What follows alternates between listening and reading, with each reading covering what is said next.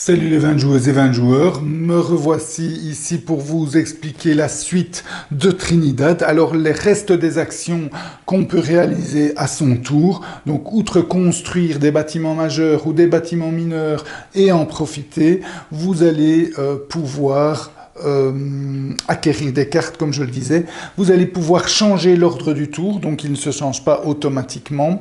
Vous allez aussi pouvoir, sur la case action, ici, gagner des jetons vote. Alors pour un jeton action, vous gagnez un jeton vote. Pour deux jetons action, 3 jetons vote. Et pour 3 jetons action, 6 jetons vote. Vous allez me dire, bah, autant en prendre 6 d'un coup. C'est quand même beaucoup plus, ça rapporte beaucoup plus. Oui et non, je dirais, parce que 3, c'est quand même assez cher. Et ce que vous allez souvent faire, plus souvent faire, c'est il vous reste à ce tour-ci un jeton action à dépenser, vous savez pas très bien dans quoi vous allez le faire, eh bien autant prendre un jeton vote. Et donc voilà, ça c'est un choix assez intéressant parce que pour un jeton vote, c'est peut-être un peu cher payé, un seul point action pour un jeton vote, mais en même temps, bah, c'est peut-être tout ce que vous avez à faire à ce tour-là. Donc c'est aussi intéressant, changer l'ordre du tour. Vous pouvez envoyer aussi des ressources, des ressources raffinées, donc ces ressources jaunes dans le port. Ça vous rapportera des points de victoire et du métal. Et le métal, c'est intéressant aussi pour engager des combattants. Voilà, c'est à peu près tout ce que vous allez pouvoir faire. Vous allez aussi pouvoir faire des actions libres, donc qui ne vous dépensent pas de jetons actions, comme jouer des cartes, échanger des denrées avec les autres joueurs, ou prendre même des ressources ici, donc je dirais au City, City Warehouse, ça s'appelle donc oui, l'entrepôt de la cité. En fait, c'est surtout pour aider les joueurs qui sont le plus bloqués parce qu'ils n'ont pas accès aux bâtiments qui produisent des ressources. Ils peuvent toujours en prendre ici, mais ça leur coûte 2 points de victoire par ressource. Donc à faire de manière sporadique, pas trop souvent si vous voulez gagner, mais en même temps, ça peut bien vous aider à accélérer. Comme je disais, vous pouvez acquérir que 2 ressources de chaque type par tour.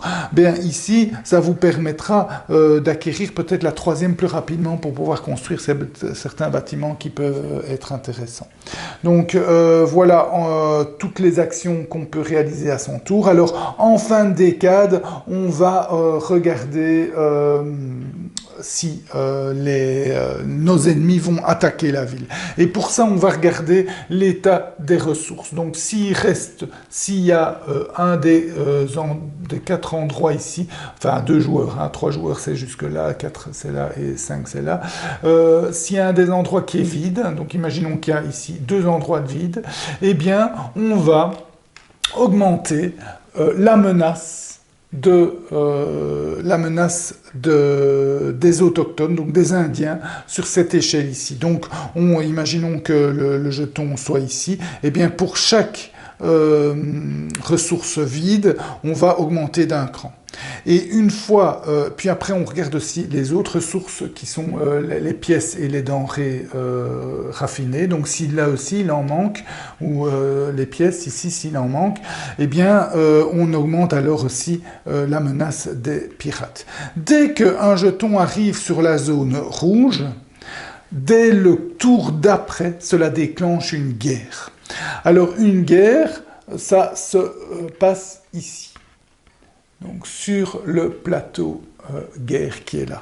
Alors, une fois qu'il y a une guerre, on va, grâce à la petite aide de jeu qui va expliquer ici, en fonction du nombre de joueurs et de l'ère en cours, quelle est la force et le nombre d'ennemis que vous allez devoir affronter. Et donc vous allez placer ces ennemis sur la grille ici. Ici, dans cet exemple-ci, par exemple, imaginons que c'est comme ça. Vous avez ce soldat-là qui a 2 de force, celui-là 4 et celui-là 4, mais en plus il est dans la ligne x2, donc il a 8 de force.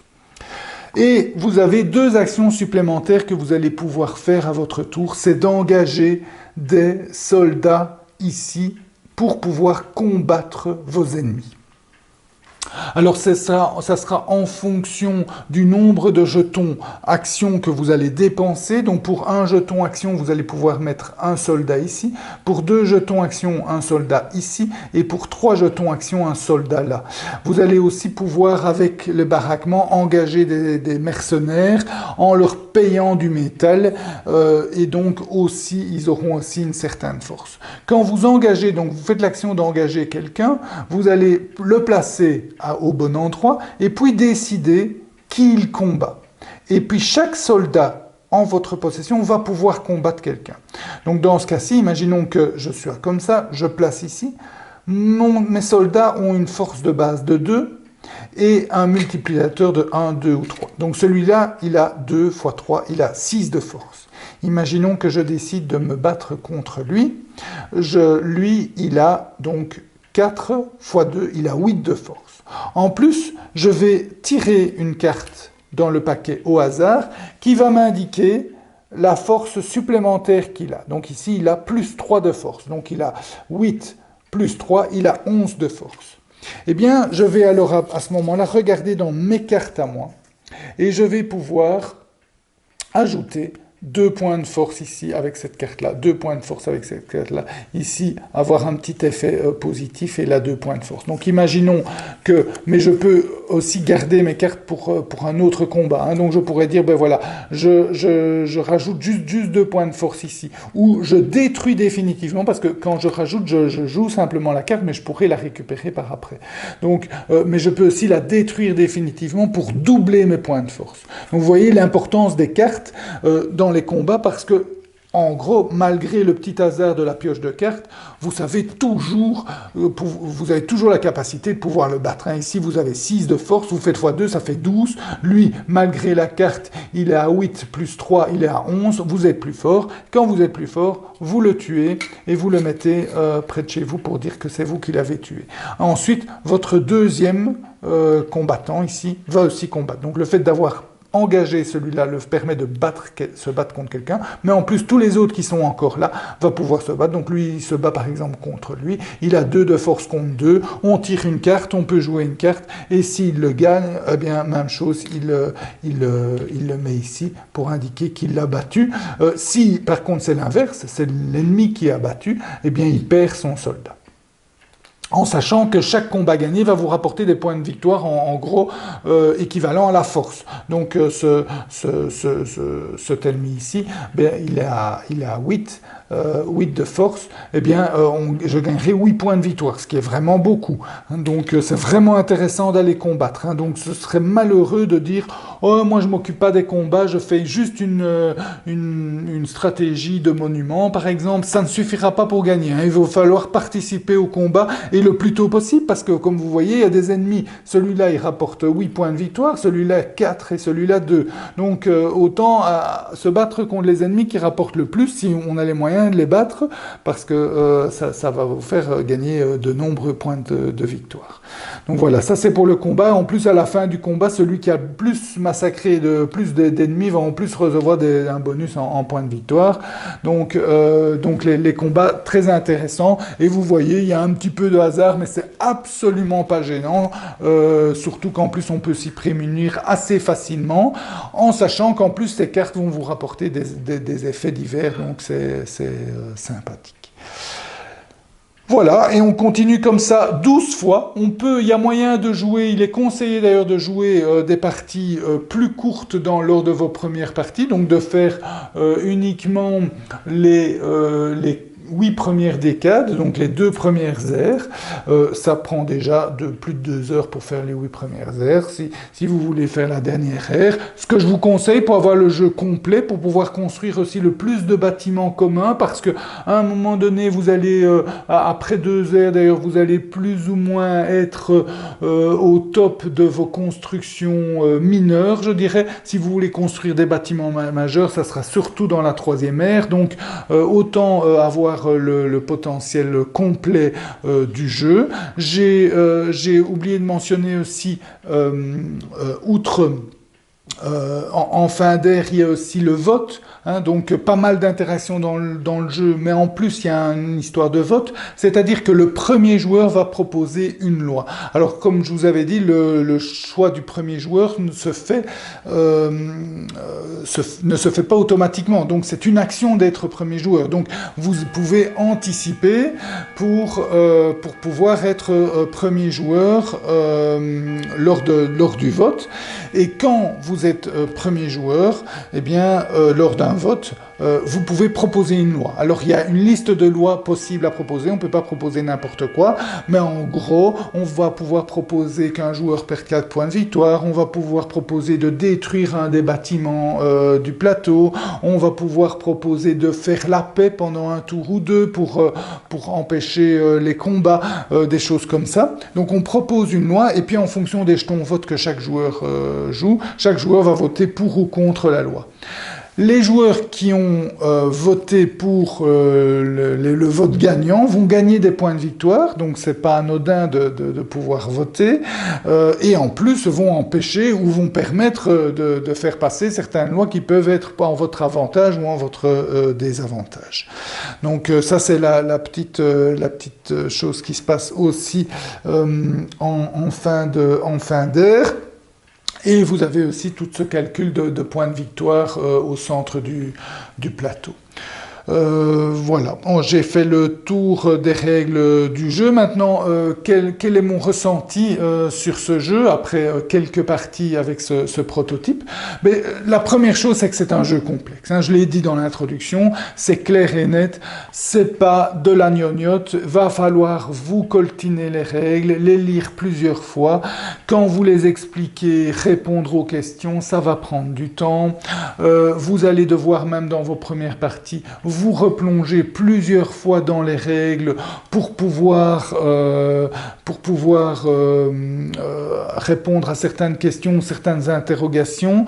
Donc il y a des détails, il y a beaucoup de détails. L'iconographie du jeu est pas mal, mais ne va pas dans tous les détails. Donc allez, chaque bâtiment par exemple est différent. Si vous regardez le bâtiment ici, ben, il n'y a rien d'indiqué sur quel est son pouvoir, qu'est-ce qu'il fait, qu'est-ce qu'il rapporte. Donc il va falloir retourner dans les règles pour le savoir. Donc le jeu est un petit peu... Donc non seulement les règles sont lourdes, mais en plus l'iconographie ne va pas vous rappeler. C'est le plus gros écueil que je donnerai au jeu, avec cet aspect aussi de bâtiment commun. C'est une mécanique vraiment très sympa, mais qui est finalement, à cause de la frilosité, je dirais, des joueurs, qui est assez peu utilisée dans vos parties. Donc, c'est un petit peu dommage qu'il n'y ait pas un incitant supplémentaire pour pouvoir utiliser cette mécanique qui est, somme toute, assez géniale. Mais pour le reste, le jeu est vraiment très très chouette. Donc d'abord, il vous offre plein de stratégies différentes. Vous allez pouvoir vous concentrer sur le centre du plateau. Vous allez les constructions des bâtiments, les bâtiments majeurs, travailler avec l'export de ressources travailler vers le port et les bateaux, travailler sur les combats, sur les cartes. Donc pas mal de stratégies et de jouer plus avec la carte personnage qui vous rapporte des PV bonus, etc.